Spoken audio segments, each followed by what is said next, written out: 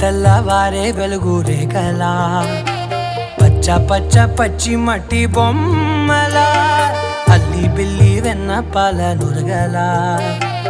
అచ్చ తెలుగు ఇంటి పూల కొమ్మలా దేవదేవుడే పంపగా ఇలా దేవతే మా ఇంట అడుగే పెట్టెనంట బ్రహ్మ కళ్ళలో కాంతులే మా అమ్మలా మా కోసం మళ్ళీ లాలి పాడేనంట.